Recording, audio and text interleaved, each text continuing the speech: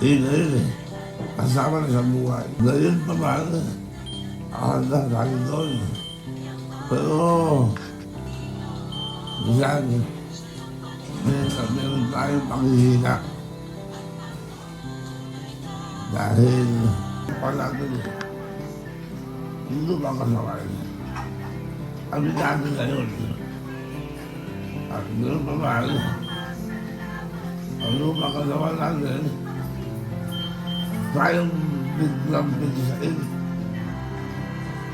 Kahit anong oras, sisig pa yan. Amen. Amen.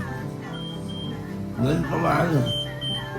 Ang dahilan lang, kailangan talaga ano na lang yung Diyos lang na buhay. Amen. Ang kasalanan natin, minsan doon tayo nasasano. Yung kasalanan na yun,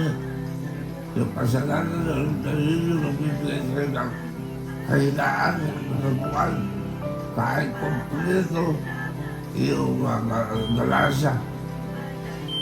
Beses itu, situ sekarang bilang rasa situ benar itu ya, pero tidak ada dalam tak ini baru ada lahat.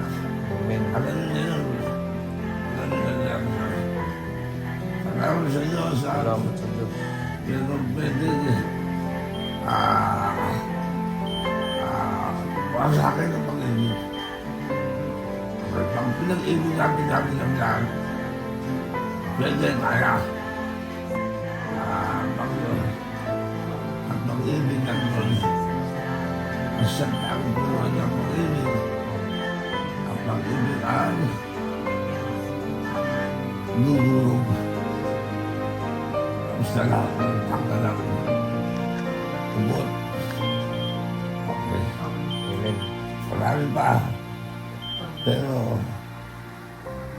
yun ang kayanin natin. Amen. Ang parahin na kapatid, samahan ka ng Diyos. So, sa order kami, pamilat ang pamilat. Kaso natin, pamilat. Pero, sa tulong at awa ng Diyos, laging natin pasama ng Diyos. Amen. At laging pinagdasal. Kailangan paglatang kita natin yung nasa pinagdasal niya. Kailangan bata ang lakas ng nasalit. Ayun lang namin. Amen. Salamat sa Diyos. Salamat sa Diyos. Pagdasal ka doon.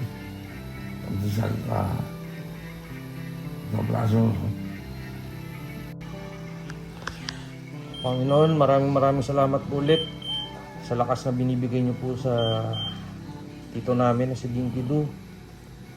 Tumatayong ama sa pamilya po namin. Panginoon, maraming salamat po. Salamat po sa wisdom at sa gabay po ninyo sa amin.